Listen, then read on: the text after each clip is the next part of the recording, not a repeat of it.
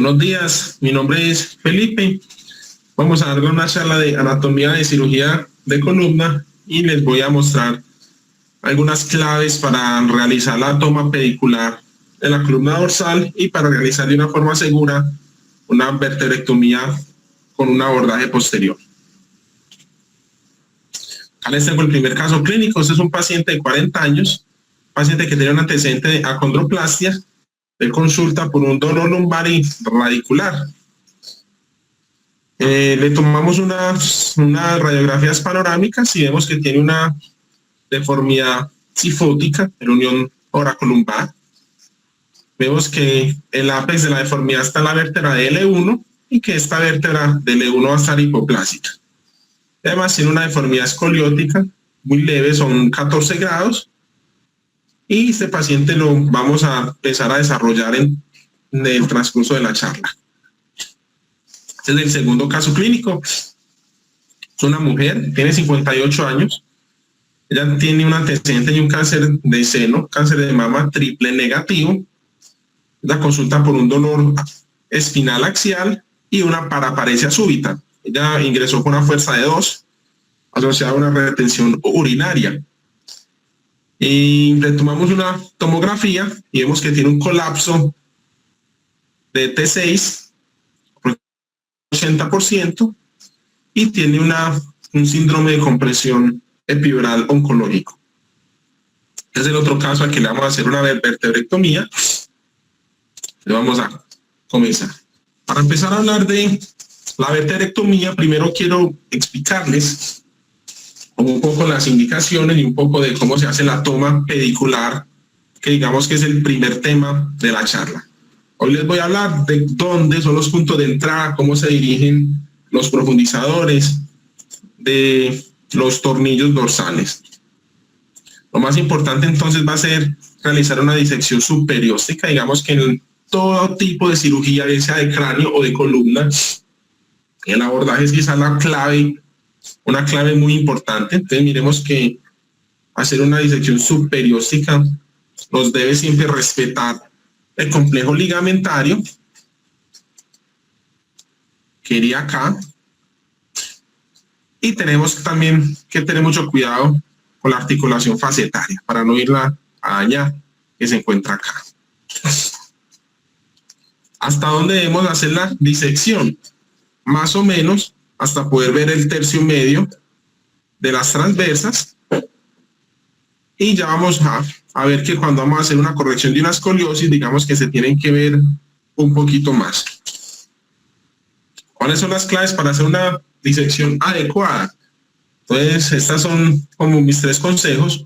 La más importante es que tenemos que ahorrar el sangrado. Una buena disección subperióstica no debe sangrar. Tenemos que exponer lo suficiente, y también es de importancia que nos debemos tomar el tiempo necesario, es decir, exponga rápido, pero cuando exponga bien, exponga seguro, que no sangre. Porque digamos que si vamos a hacer una vertebrectomía, que sabemos que no es una cirugía muy fácil, si nos tomamos mucho tiempo haciendo solo la exposición, en el momento en que ya vayamos a realizar la vertebrectomía, ya podemos estar un poco cansados.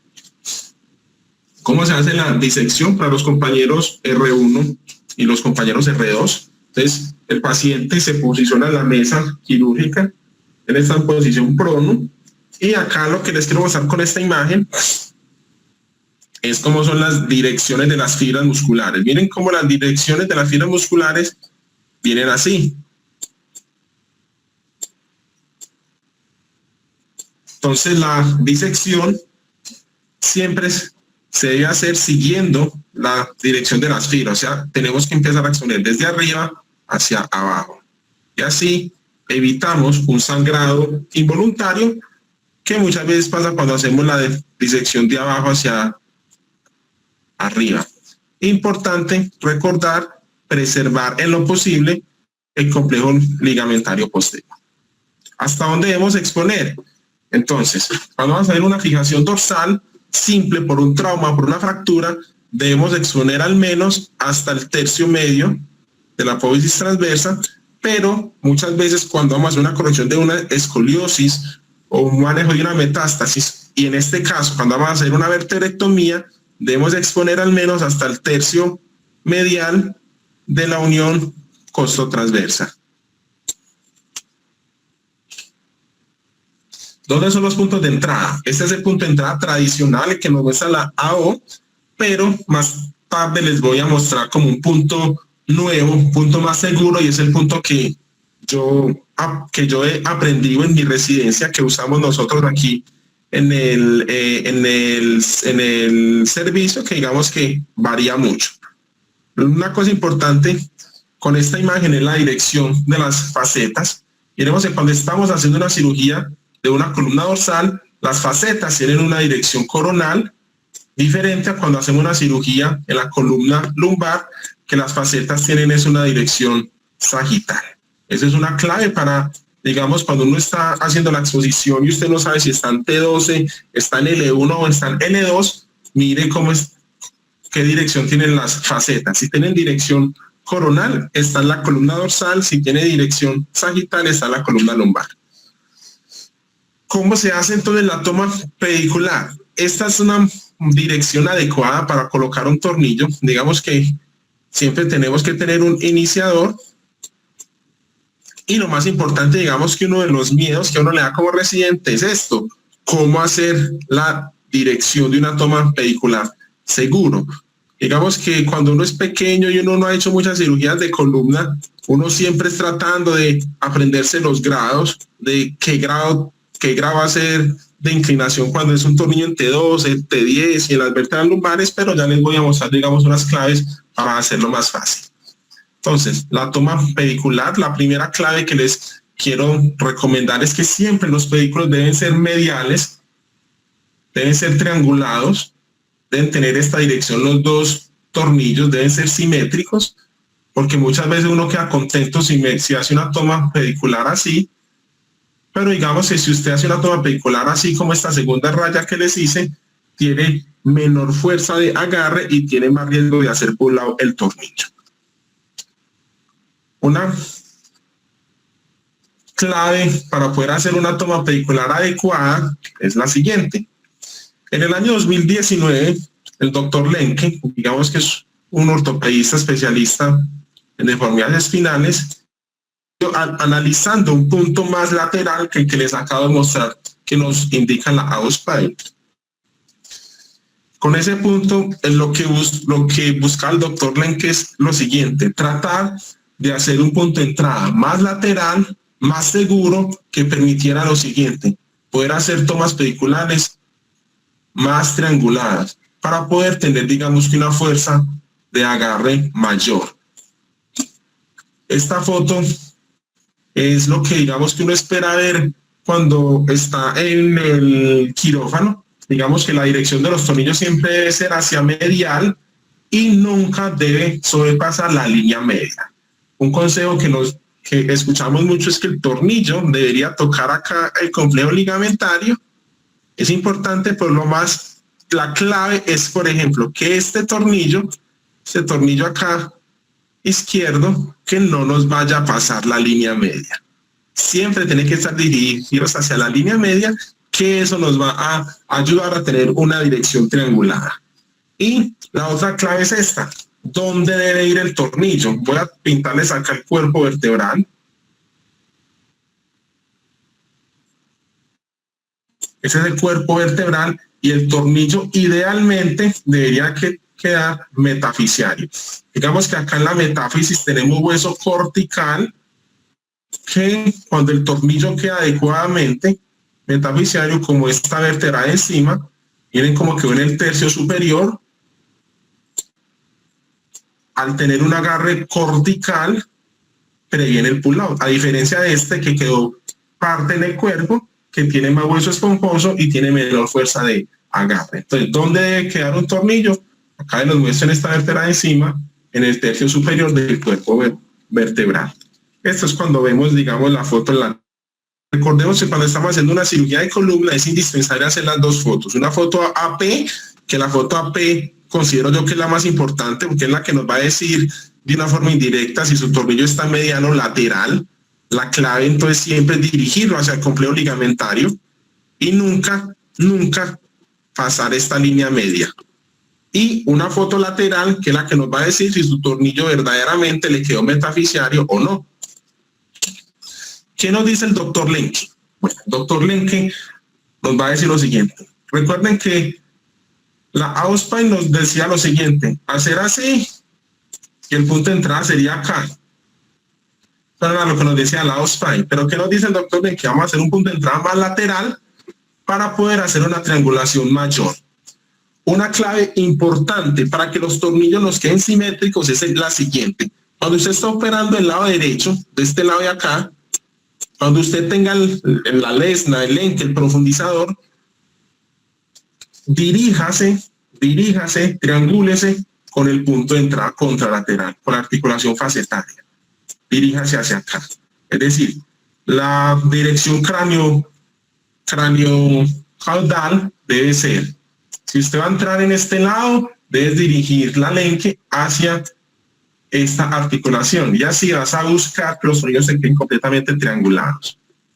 Miren, acá les muestro la diferencia entre los dos puntos. Miren que el punto de la Auspein sería acá y el punto del Lenke uno simplemente hace con una gubia, hace una pequeña facetectomía y el punto de entrada es más lateral. Acá les muestro unas fotos. Son fotos de una cirugía de escoliosis. Entonces miren, vamos a hacer con una gubia, con una fresa. Vamos a comer aquí una pequeña osteotomía acá y el punto de entrada es este. Listo.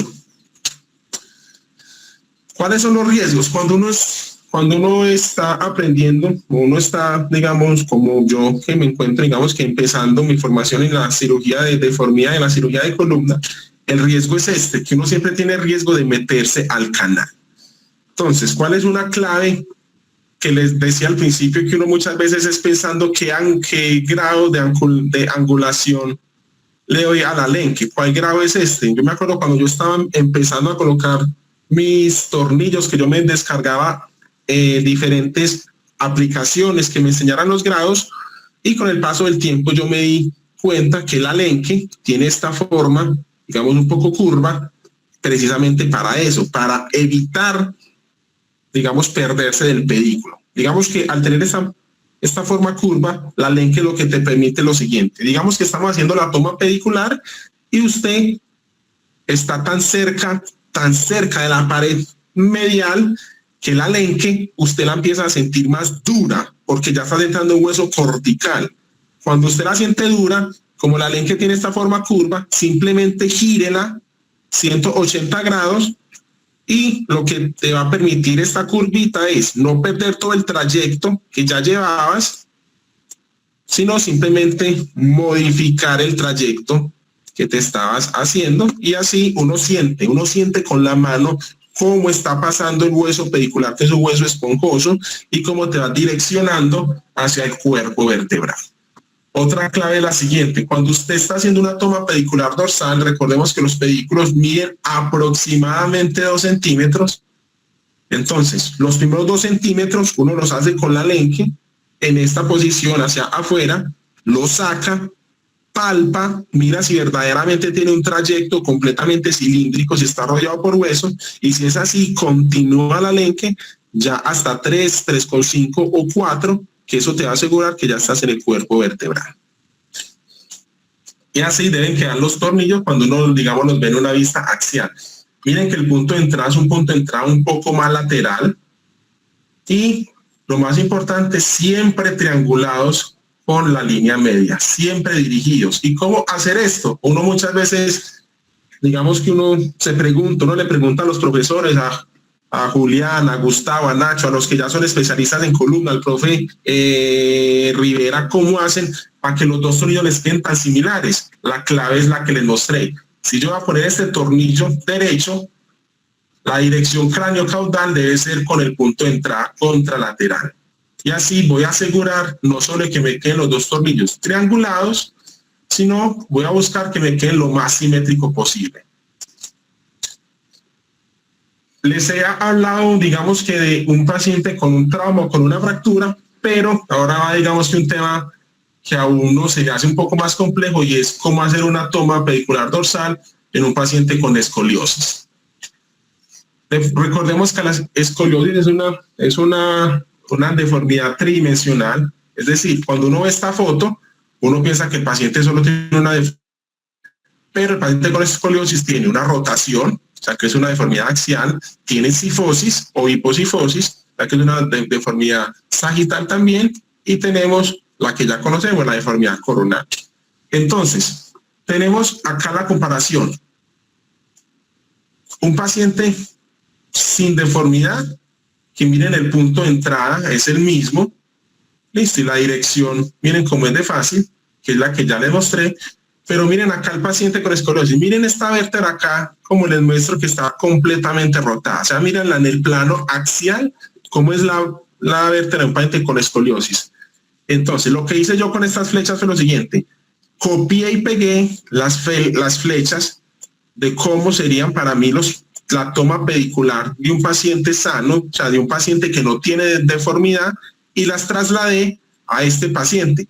Miren, si yo hago el mismo ángulo, si yo dirijo mi mano en la misma forma, como si estuviera haciendo un paciente sin deformidad, miren cómo estoy pasando la línea media. Miren la línea media cómo está acá.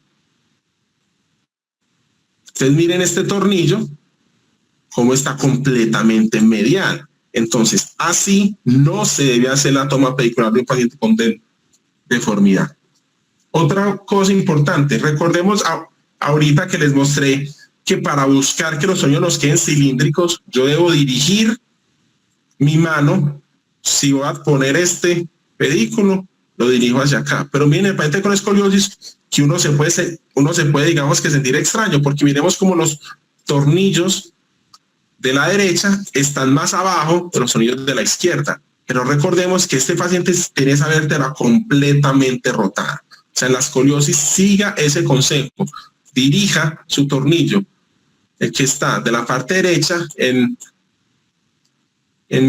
sentido cráneo-caudal, diríjalo hacia el punto de entrada contralateral y eso te va a asegurar que el tornillo te quede bien. Y la otra clave es esta. Tenemos dos partes. Listo, entonces tenemos una concavidad y una convexidad. Y miren, cuando usted está colocando el tornillo en la convexidad, el consejo es póngalo completamente perpendicular.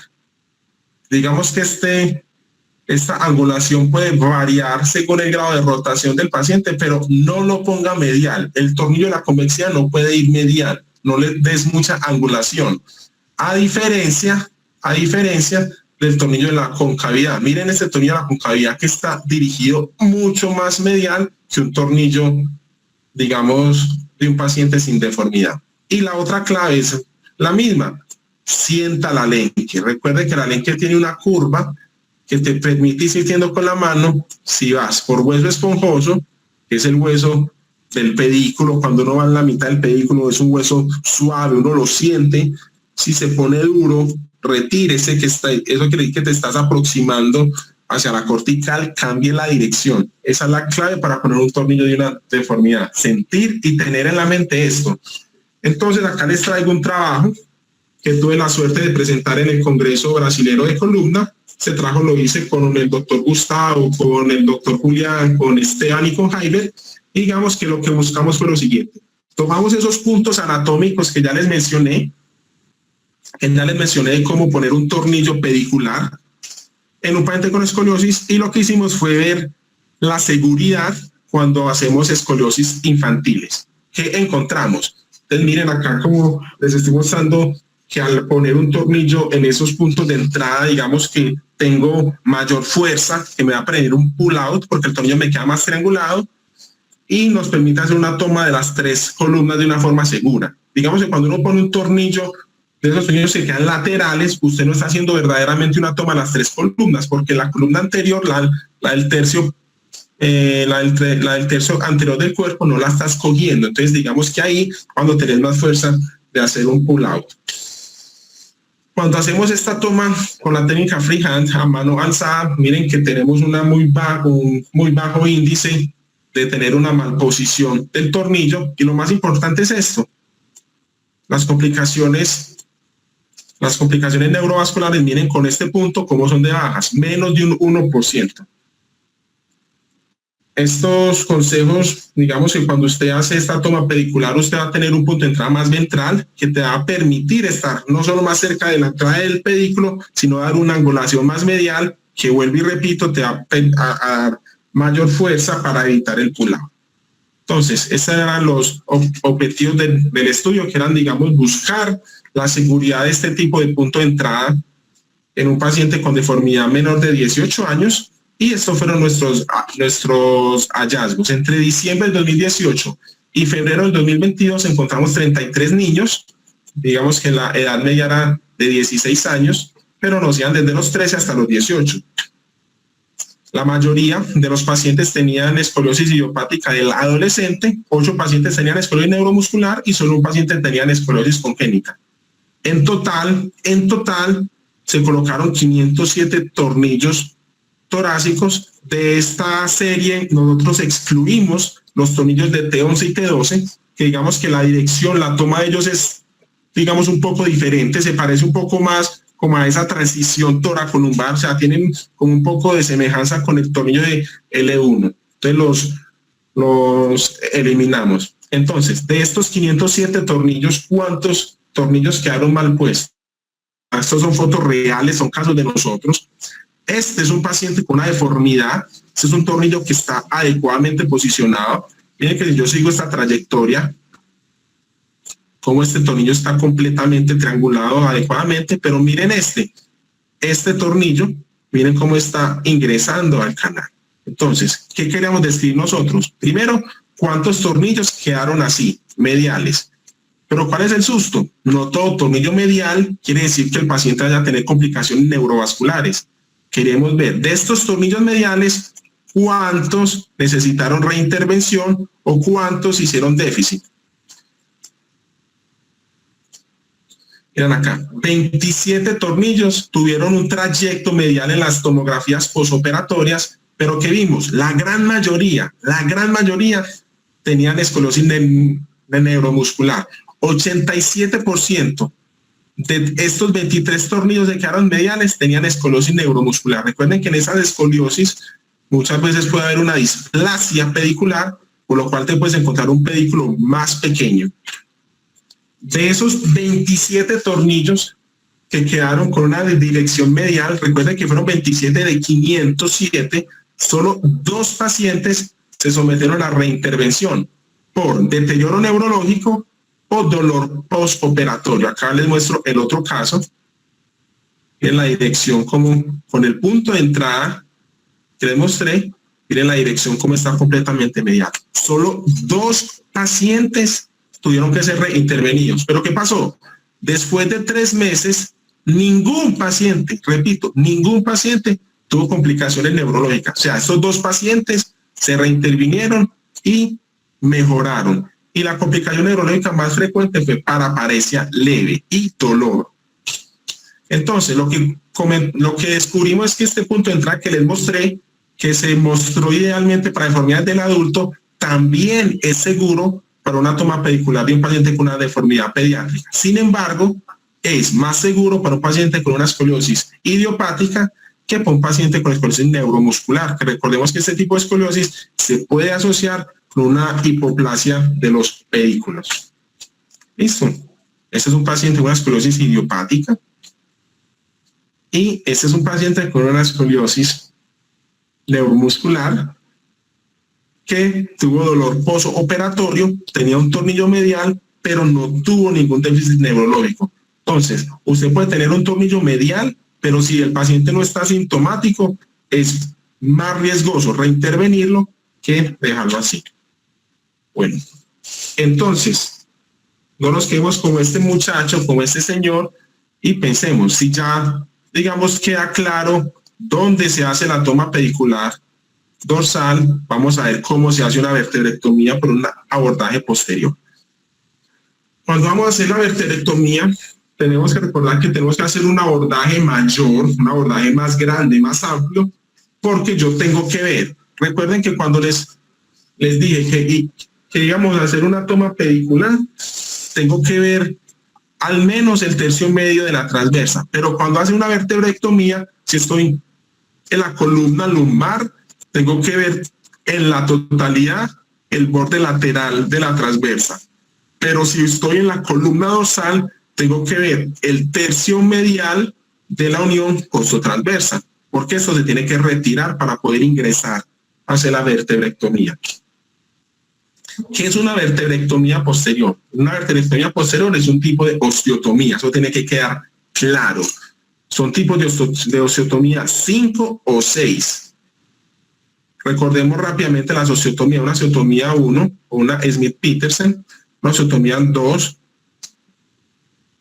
que miren acá cómo se está quitando parte de la articulación y se quita también los elementos posteriores, que es una osteotomía de Ponte, una osteotomía tipo 3, que es una osteotomía de sustracción pedicular, una osteotomía 4, que es una osteotomía de sustracción pedicular más parte del disco superior, y una osteotomía tipo 5, que es una vertebrectomía posterior, y una osteotomía tipo 6, que es una vertebrectomía completa de un cuerpo, más bien sea un tercio del cuerpo de encima o del cuerpo de abajo. Esa es una osteotomía tipo 6. ¿Qué pasa? Antes de iniciar el abordaje, la toma pedicular que ya tenemos, vamos a hacer la vertebrectomía.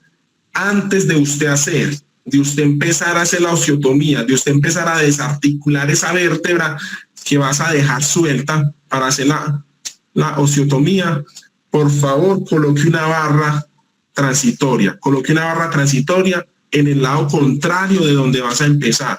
¿Por qué? Porque usted empieza quitando, miren acá como le estoy mostrando la médula, usted empieza quitando ligamentos, listo, después quitó articulaciones, listo, y después vas a empezar a quitar todos los elementos anteriores.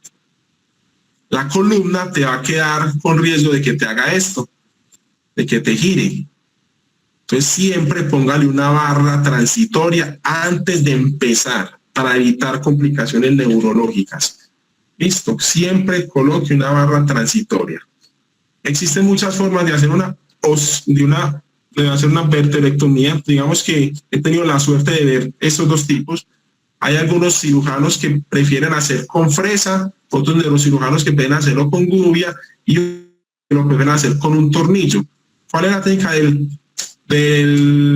tornillo? Me pareció muy útil. Usted simplemente coge la tarraja más grande, hace la toma pedicular con la tarraja más grande que tenga, después le pone un tornillo, el tornillo más grande que tenga, y posteriormente quita lo que le sobre del cuerpo con una pinza de biopsia.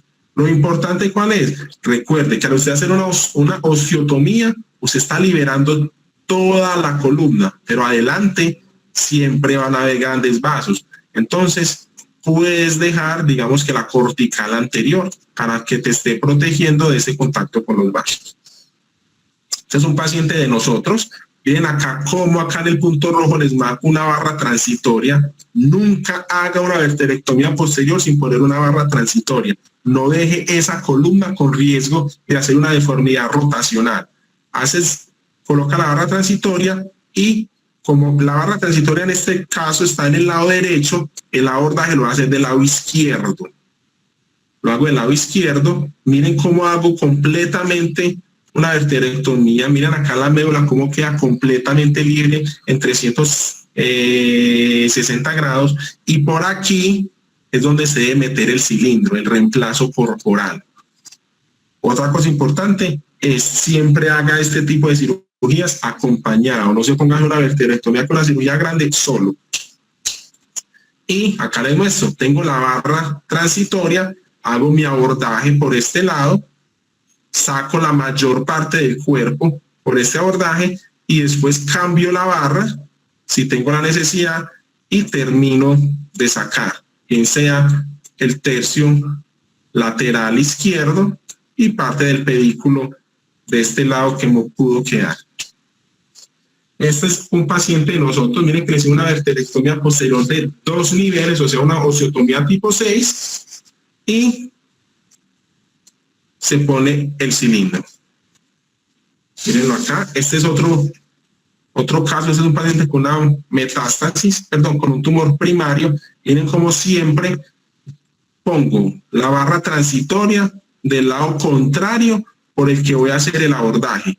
Y el abordaje, obviamente no le ponga barra transitoria. Otro consejo útil, la vértebra superior y la vértebra inferior del nivelectomía es mejor que coloques tornillos monoaxiales.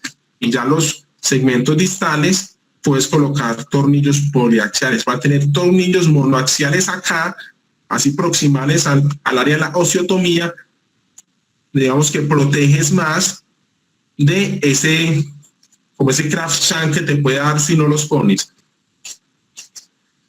Vamos a hacer entonces la resolución de los casos. Este es uno de los pacientes, es el paciente con acondroplasia que tenía una deformidad cifótica en la unión toracolumbar. Este es un artículo que está pre-proof. Acá lo escribí con el doctor Gustavo, con Mauro, con Esteban.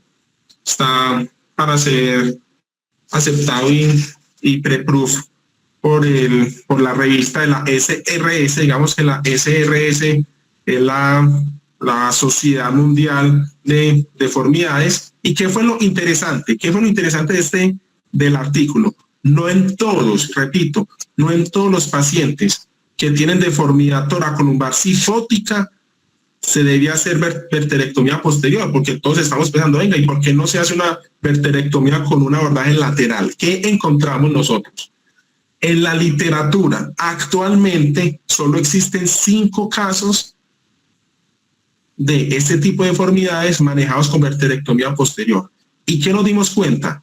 Los casos que se les hizo vertebrectomía posterior, que fueron estos 3, acá donde dice PSA, fueron estos 3, los casos que sí se puede hacer vertebrectomía posterior para ese tipo de deformidades son casos donde la vértebra apical está hipoplásica, como el caso de nosotros. Miren esta vértebra apical, cómo está completamente mal formada, hipoplásica. Si la vértebra no estaba hipoplásica, miren que la literatura, ellos le hicieron, bien sea una osteotomía tipo 3, o sea, una osteotomía por sustracción o un abordaje lateral. ¿Listo? Entonces, una vertebrectomía posterior para una deformidad cifótica solo está indicado en la literatura, lo decimos nosotros en este artículo, si tiene una hipoplasia de la vértebra apical. Si no la tiene, puedes hacer digamos una osteotomía menor, una osteotomía tipo 3, o ya mirar si es posible hacer un abordaje lateral. ¿Listo? Entonces vamos a resolver el caso. Este es el paciente. Miren el grado de deformidad que tiene. Tiene una deformidad cifótica de 101 grados. Y miren acá cómo la corregimos hasta un 36 grados. Se le hizo una vertebrectomía de 2 niveles, se le puso doble barra y miren cómo se fijó. 3 niveles por encima y 3 niveles por abajo. El segundo caso, la paciente que tiene un cáncer de mama triple negativo. Este caso lo traje porque al tener un cáncer de mama triple negativo, es importante porque la sobrevida de la paciente es de 2 años. Entonces uno dice, ¿para qué le van a colocar un cilindro a una paciente con una sobrevida de 2 años? Digamos que esos son costos. Y miren lo que le hicimos acá. Le hicimos una vertebrectomía posterior y se le hizo un reemplazo corporal con cemento. Listo. Miremos que no todos los cánceres se les tiene que hacer una abordaje tan grande y hacer, digamos, tantos costos. Se le hizo un reemplazo con cemento. Bueno, eso era lo que les tenía por el día de hoy. Espero que les haya gustado. Me gusta mucho que estemos dando estas charlas de anatomía de cirugía de columna. Muchas gracias. Hola, Pipe. No, primero, gracias a vos. Gracias a vos porque hoy es tu última conferencia. Has hecho una residencia maravillosa y terminas como un conferencista espectacular. Aunque hoy es tu última conferencia, mientras yo esté coordinando el servicio, te vamos a seguir usando. Tienes que enseñar, esa va a ser tu obligación. Lo segundo, Peter, es que a veces algunos cirujanos omiten la placa AP y la placa AP es la más importante. no confiarse con que el tornillo no atravesó la línea media, porque si tú pones un tornillo muy pequeño, se te puede meter al canal aunque no cruce la línea media. Y esto se evita haciendo no solamente la AP, sino la lateral, porque en la lateral, si ves que hay un tornillo que está más largo que el otro, aunque en la AP lo veas bien, algo te pasó. Sí, probablemente en la AP la imagen te quedó rotada y entonces por eso los ves bien. Entonces es muy importante dedicarle unos minuticos en cirugía a tener una buena imagen AP que sea realmente centrada para garantizar que los tornillos no estén en el canal, porque uno a veces se confía en que no tocó nada con la lenque y que no brincó la raíz cuando uno puso el monopolar, pero eso falla, ¿sí? Y lo más desagradable es tener un paciente con dolor en el posoperatorio y muchas veces dolor en el lado contrario al que le estábamos operando. Entonces, dedicarle unos minuticos a eso. Y en las partes dorsales altas, pues también lo dijiste, la AP sigue siendo la más importante porque la lateral no tiene ninguna utilidad.